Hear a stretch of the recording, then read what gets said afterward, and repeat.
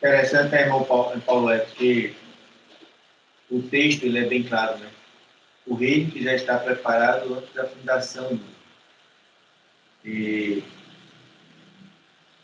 um tempo, conversando com um irmão na igreja, ele dizia que Jesus foi preparar lugar. Então, o texto não está dizendo isso, ele não foi preparar lugar. Tá? Ele crê em Deus, crê também em mim. E na casa do meu pai há muitas moradas. Então já existem muitas moradas. Se lá não houvesse lugar, muitas moradas, aí eu precisaria dizer a vocês, eu vos teria dito, como está escrito na tradução, né? De Almeida, eu creio que na Bíblia também, eu vos teria dito, pois vou preparar lugar. E se eu for? E tem uma tradução na linguagem de hoje que fala, e quando eu for? Já não tem essa função se, né? Não é uma condição de se eu for, porque está bem claro que ele já existe lugar preparado. E para nós, muito mais, está bem claro isso para nós, como já vemos. Mas é interessante como eles ficam apegados, né? Nessa questão, não para observar o texto e traduzi-lo. Por quê? Porque o que está por trás já aprendeu, né? Não, ele foi preparado. Então, por mais que a gente use um linguajar para tentar explicar, não aceita. Teve um que até se virou para mim e disse, você não vai me convencer, não. Eu disse, eu sei, irmão, que esse não é meu papel, não, é do Espírito Santo. Quem vai convencer o irmão é o Espírito Santo. Não sou eu mesmo, não está corretíssimo. Mas que fique essa mensagem no seu coração e você busca.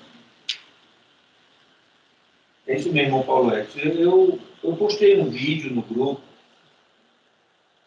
um texto que também, vez por outra, a gente tem debatido, e eu acho muito pertinente. E aqui e acolá, com certeza, essas questões elas vão nos ser confrontadas, vamos dizer assim. Alguém vai querer defender a sua forma de ver, ou ficar sem entender certas questões que nós estamos vivendo hoje. Isso é uma prática nossa. Eu considero o corpo multimembrado de Cristo é uma prática diferente da prática de quem não enxerga isso ainda, né?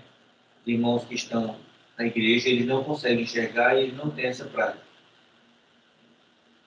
Quando eu falo assim, óbvio, com muito amor, sem soberba, sem autoritarismo, com muito amor, porque é um papel que alguém vai cumprir. Alguém há de cumprir esse papel. Alguém há de alcançar essa varonilidade perfeita, a estatura de Cristo. E que bom que o Senhor está nos mostrando isso. Está nos dando essa oportunidade. Está dizendo assim, Anselmo, Sormani, Paulo Edson, olha que maravilha. E começa a abrir os nossos olhos, começa a despertar-nos do sono. Isso é glorioso, isso é maravilhoso, né? E precisamos cada vez mais nos fortalecer nessa visão, nessa palavra, nessas revelações que o Pai está nos concedendo, né? Nessa intimidade com Cristo. Tem um texto no Evangelho de João, João capítulo 6, em que eu gostava de ler esse texto para mostrar a forma como ele está sob o controle, né? Ele está controlando todas as coisas. E que, por mais que nos submetamos aos dogmas, às leis, conforme as doutrinas tragam, mas com esse texto aqui, com essa visão da supremacia, do poder de Cristo, que tem em todo o que ele faz, da forma como é projetado tudo está nas mãos do Pai. Isso vai muito de confronto com a visão doutrinária, né? Porque o texto de João é bem claro. Ele diz assim, eu sou o pão da vida, né? João 6, a partir do versículo 35. E são 3 versículos que me chamam a atenção, que faz esse ciclo, né? Ele diz assim, que ninguém pode vir a mim se o Pai que me enviou não o trouxer. E todos que o Pai traz a mim, de maneira nenhuma os lançarei fora.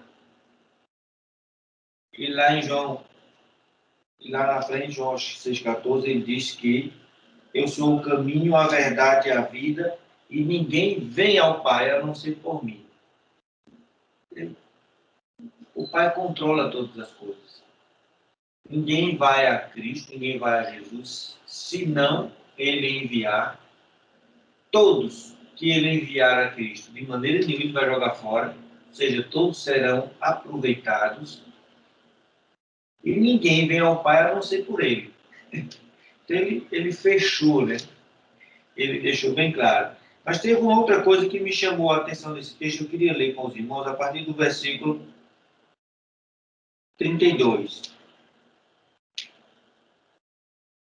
Ele diz assim, disse-lhe Jesus, em verdade vos digo, não foi Moisés quem vos deu o pão do céu, mas é meu Pai, quem dá o verdadeiro pão do céu. Pois o pão de Deus é aquele que desce do céu e dá vida ao mundo.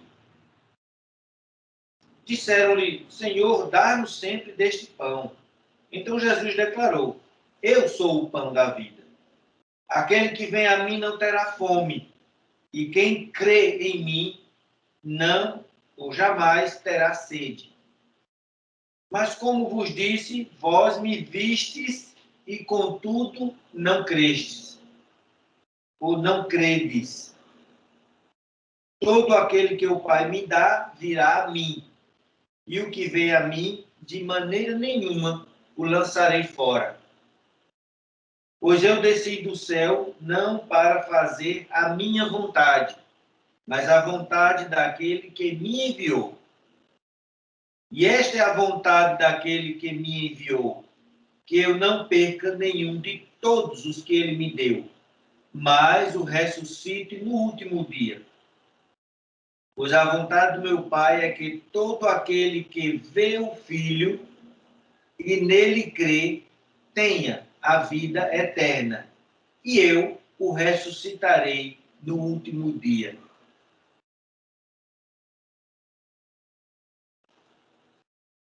E aí eu, meditando nesse texto, me veio aquele vídeo, eu postei no grupo, mas uma coisa me chamou aqui a atenção, irmãos, foi ver o Filho e crer no Filho.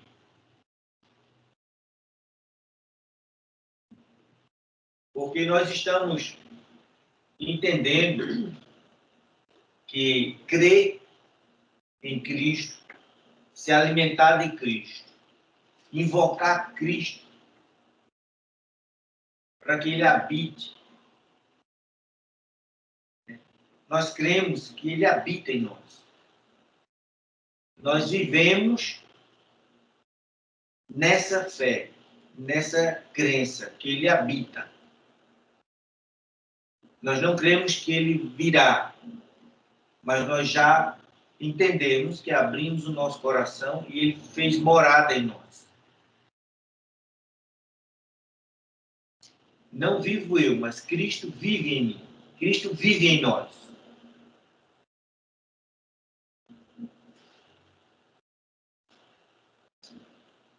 Nós não aguardamos que isso aconteça, nós cremos. Mas, Anselmo, é verdade isso? Sei. Eu creio. Não sei você, se você consegue enxergar Cristo em mim. Estou me esforçando, estou vivendo a cada dia, buscando para que você enxergue Cristo em mim.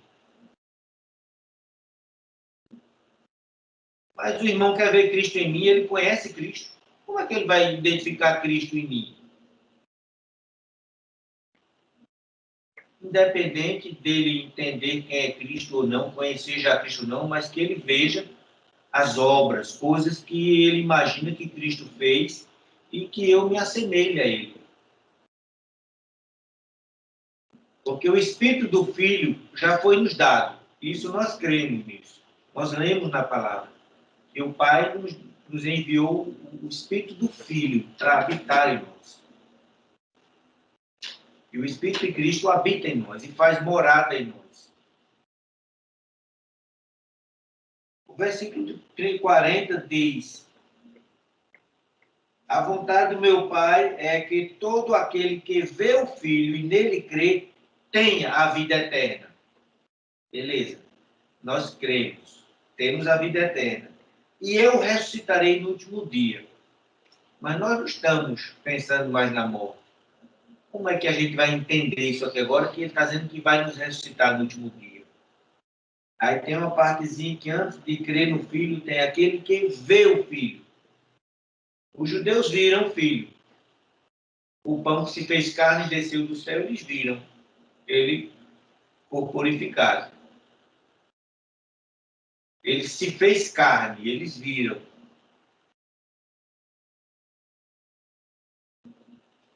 Paulo viu, mesmo que com uma visão, uma luz.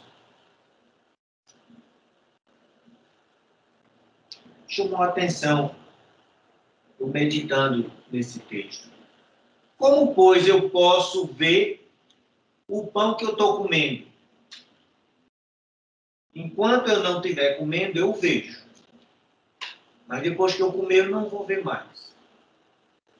É difícil, né? Porque o povo ali estava falando de pão, comida. Sim, depois da multiplicação. Então, o pensamento ali era comida. Aí Jesus disse: eu sou o pão. Quem me comer, nunca mais terá fome. A gente vai comer dele. Entendeu? É ficou difícil. É o pão, é Jesus o pão. Então, como é que a gente vai comer Jesus? Essa era a pergunta deles, né? Eu disse pergunta como é que eu vou comer Jesus? Se eu sou o pão que desceu do céu, quer dizer, o pão era pão na massa, era a essência, era a vida dele, viver, que ele estava pregando, buscar se alimentar da sua palavra, dos seus ensinamentos e aprender com ele. Pois é, se alimentar dele, se alimentar da palavra do Pai. E ele é o verbo que se fez carne. Então, a palavra do Pai é que esse relacionamento nosso, né, as Escrituras nos ensinou, nos trouxe até aqui, está nos conduzindo, porque ela está se revelando para nós. Ela está nos mostrando muita coisa. Ele acabou de explicar no 33. Porque o pão de Deus é o que desce do céu e dá vida ao mundo. Então eles disseram: Senhor, dá-nos sempre desse pão. Então ele declarou de Jesus. Quer dizer, o entendimento estava difícil de entender. Quem era esse pão? Vimos muitos homens da lei, doutores, tendo essa complicação, porque não estavam vendo. E da mesma forma, hoje tem muitos teólogos, muitos irmãos estudiosos da palavra que também não conseguem enxergar. Por isso que, no início, eu estava falando, como o Paulo trouxe aí para nós esse entendimento, essa palavra gloriosa, falando sobre Sião. Olha, não é o Sinai, Sião, ele está falando da santa cidade, a Nova Jerusalém. Ele está falando de uma composição celestial. E o Pai que fundou. Foi o próprio Deus que fundou Sião. E Sião está fundada onde? Em nossos corações. Nós somos assim, nós somos a santa cidade. Acho que o salmista, ele pelo menos viu isso, vislumbrou. De Sião te abençoe o Senhor. De Sião, de cada um de nós, o Senhor possa estar abençoando as nações, as pessoas. Como? Como a gente vem exercitando. Rafael, receba a cura. Rafael recebeu a cura. Sormani, seja abençoado. Sormani é abençoado. Porque assim o Senhor quer. Abençoar as pessoas.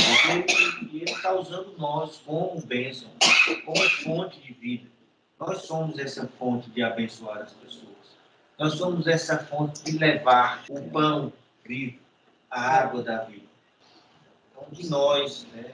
Ele habitando em nós e fluindo de dentro de nós como fonte. E todas essas bênçãos sendo geradas a partir de nós. O termo que nós usamos lá em Baipendi, né? Gerar de cada um de nós. Vida, gerar vida. Gerar paz. Gerar o amor. Gerar a humildade. Gerar a compreensão, a paciência. Nós somos geradores de bênção, porque a fonte geradora está dentro de nós. E enquanto nós estivermos nos alimentando, nós estamos olhando ainda para o nosso alimento. Quando ele começar a fluir, é o que nós estamos fazendo, nós já estamos produzindo, porque cremos que ao abrir a nossa boca, nós estamos sendo a boca do Deus Altíssimo. Quando nós proferimos as palavras de bênção, elas causam o efeito necessário, porque nós estamos sendo saciados. Quando nós exercitamos esse alimento que nós estamos dia após dia nos nutrindo, é o transbordar do cálice. É o transbordar do cálice. Meu cálice transborda, cheio desse Espírito do Filho, cheio do entendimento, cheio da graça, cheio. Como saber? O que é um indicador que vai me dizer? Quando eu estou agindo com Cristo. Quando eu estou caminhando com Cristo. Com a fé, crendo verdadeiramente que Cristo habita em mim. O salmista, nós cantamos hoje, ele diz que contemplai e sereis iluminados, e o vosso rosto não sofrerá vexame, porque ele tratou todos os meus temores. Não há medo, não há culpa, não tem nada que impeça o agir do Pai, o agir de Elion, do Deus Altíssimo, do Deus de amor, do Deus da verdade, em nossas vidas. Nada que impeça. Nada que impeça. Nós somos, sim, fonte de bênçãos, fonte de vida. Somos, sim, porque a glória do Pai Elion invade todo o meu ser. A glória do Pai Elion invade a tua vida, Sormani. E não há brechas, não há escuridão. A glória do Pai consome todas as trevas, toda iniquidade, toda incredulidade é consumida pela glória do Pai. Cristo é a glória do Pai.